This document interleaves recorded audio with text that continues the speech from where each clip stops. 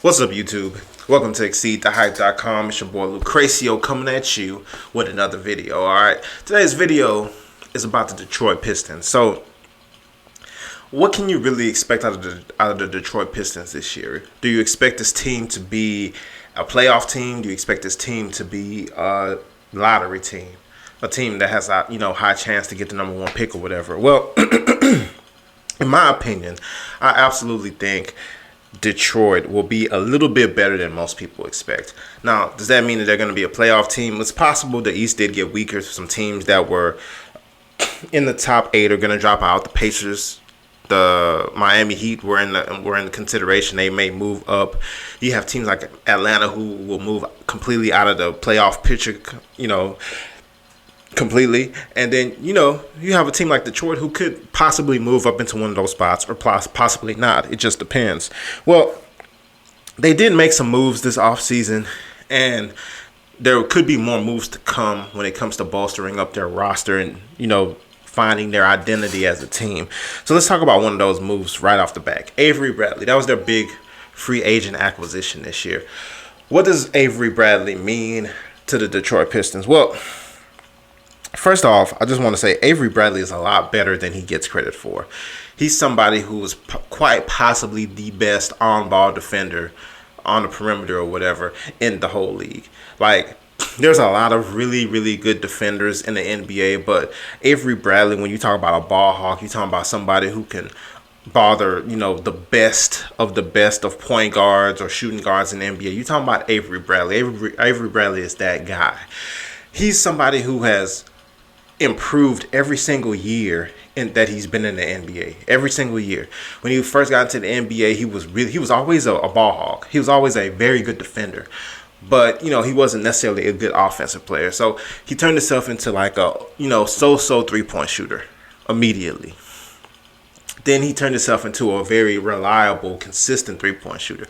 Then he turned himself into somebody who can shoot threes, but can also create his own threes. It's not just catch and shoot. It's also, I can kind of create off the dribble, take a three, and it'll be a reasonable shot. Then he turned himself into somebody, okay, I can take a three, or else I can, blow past you, get to the basket, finish with contact. So now he's somebody who can shoot, and he can also create his own shot going to the rim. He's also a threat to go through the free throw line multiple times per game.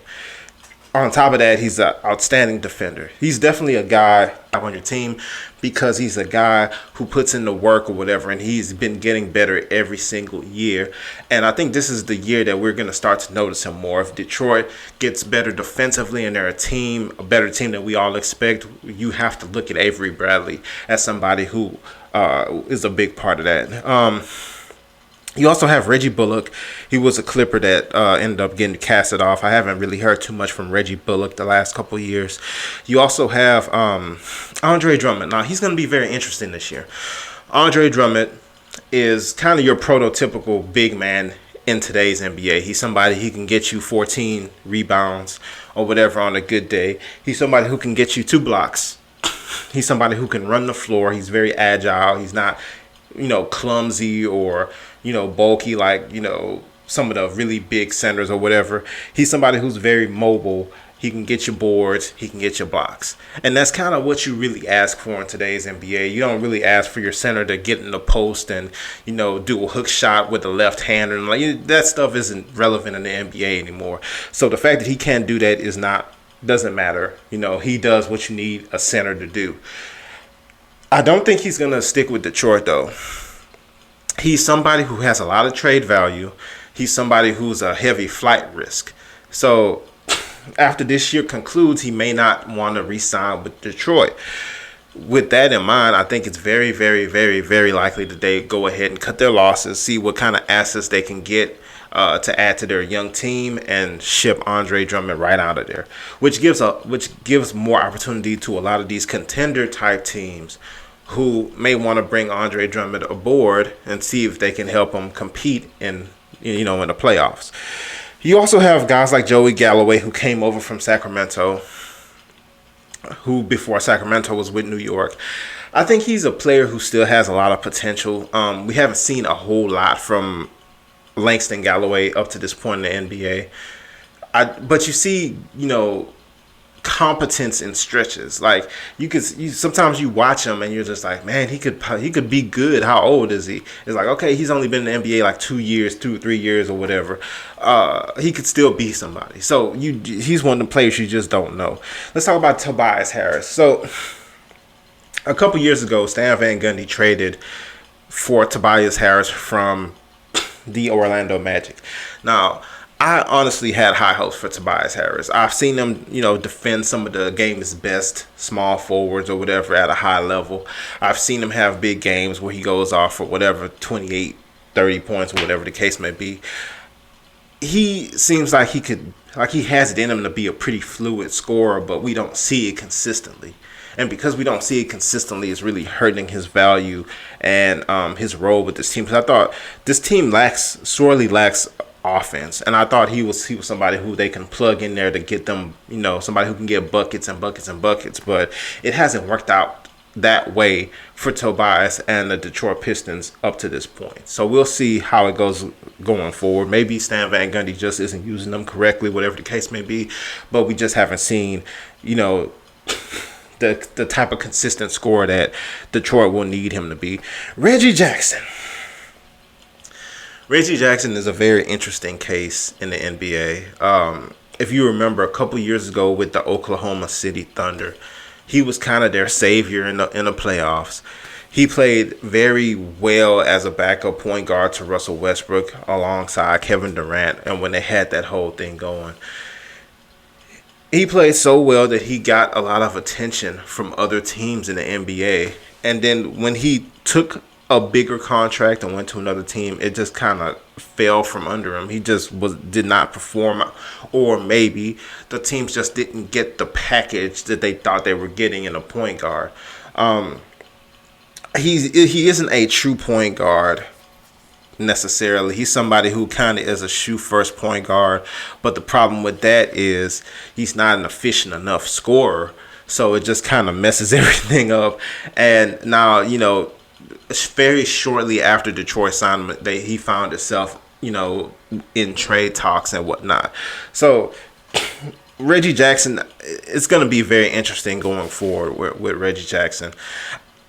In my opinion, he may have to change his game some to become more of a distributor, because he's somebody, he can shoot, he can get to the basket, he's very athletic, he's quick, he has a lot of positive attributes or whatever, but it just depends on the team you're playing for. And ultimately, if he's your scoring point guard and he's your one of your main weapons offensively, your team's not going to be very good. So I think he just needs to possibly change his game and dial back some of the scoring tendencies a little bit.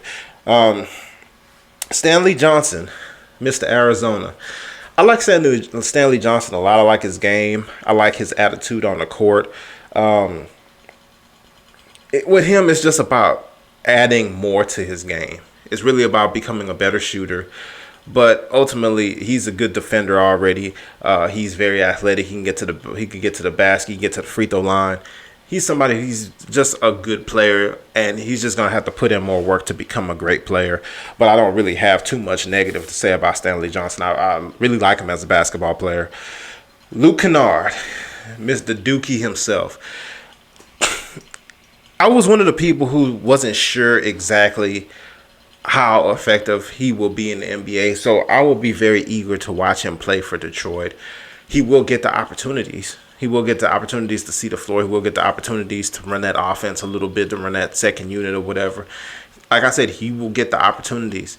And that starting job is not necessarily guaranteed. If Luke Kennard came in and he was just outstanding, and the way he ran the offense just got everybody in their right positions and things of that nature, I could totally see him potentially dethroning a Reggie Jackson who kind of is already in and out of the doghouse with Stan Van Gundy. So I'm curious to see how that's going to work out. You have Eric Moreland, who's a very interesting player. He was on the Cleveland Cavaliers D-League affiliate for quite a while, and they kept playing with him. The Cavaliers kept playing with him with the call-ups and the send-back downs and things of that nature. He never really made the real Cleveland roster or whatever, and he ended up getting a deal with Detroit, so props to him for that. One of my favorites, Mr. Ish Smith himself, Speedy Gonzalez, or whatever. Nobody calls him that. But Ish Smith is somebody I think is one of the most underrated players in the league. He doesn't get the just due mainly because he doesn't shoot a high percentage from the three-point line or whatever the case may be. But Ish Smith is a player, if you are interested in playing a very fast tempo, high tempo offense, he is your guy. Not only is he a distributor, he plays 90 miles an hour all the time. And he's very smart in playing, which is with as fast as he actually plays on the court or whatever. He makes very fast decisions with the basketball. If you really wanted to play fast pace or whatever, I think he's an excellent guy to have on your team. Now, he's going to be a backup point guard in the NBA just because of the shooting and the size. He's undersized or whatever. I think he's like maybe 5'11" or something like that. He's an undersized NBA point guard, and he doesn't shoot threes well. So naturally, that doesn't spell starting point guard in the NBA. But he's somebody, he can get you buckets, but you don't want a situation like he had in Philadelphia when he was taking like 20 shots a game and ridiculous stuff like that. You obviously don't want that type of situation. But if you put him in the right offense, fast-paced or whatever, and just let him distribute, and, you know, you have the right athletes and the right type of players around him who can, you know, get to the right spots on the court and get buckets, Ish Smith could be your guy. And I'm just waiting for him to get with the exact right situation. I thought he had a chance with the Pelicans because Alvin Jeffrey is one of those type of coaches who likes to coach fast and doesn't necessarily put a whole lot of emphasis on defense or whatever. But it didn't work because that team just didn't have that much talent. It was just Anthony Davis and you know, a bunch of people who didn't have a game or whatever. So Ish Smith naturally isn't going to function with a bunch of players who aren't good. But if you got the right athletes, you had the right coach, you had the right system, Ish Smith could be, you know, a very, very, very good point guard in this league. And he's been showing it with this Detroit team because as a backup point guard for Detroit, most of the time in crunch time, Stan Van Gundy has kept Ish Smith on the floor in place of Reggie Jackson in some cases. So that's just kind of a testament to the type of player Ish Smith is. Ish Smith is absolutely a very good backup point guard in the NBA. And then Anthony Tolliver, the stretch four. Not too much to say about him. He'll defend for you, and he'll hit some open threes and help you space the floor a little bit. All right, but ultimately, the Detroit Pistons will be a little bit better than you think. I think they'll be one of the teams who may be fighting for the 8th seed, and, you know, that would definitely be very good for that team. In the future, though, I do think they need to get some more star power. They're going to have to find another cornerstone since they're going to be trading away Andre Drummond. They really are going to need another cornerstone for this franchise. They're almost set at the wing position because they got Avery Bradley, they got Stanley Johnson. Both players are very young. Both players are very skilled. So they could be good there. They need to figure out their point guard position, and then they need to see what kind of assets they can get for Andre Drummond, because ultimately I do believe Andre Drummond is on his way out of Detroit. All right, but if you disagree, let me know in the comments below. If you agree, let me know in the comments below. If you enjoyed this video, go ahead and give it a thumbs up. And if you are new to the page, go ahead and subscribe. Once again, I appreciate everybody's viewership, and see you next time.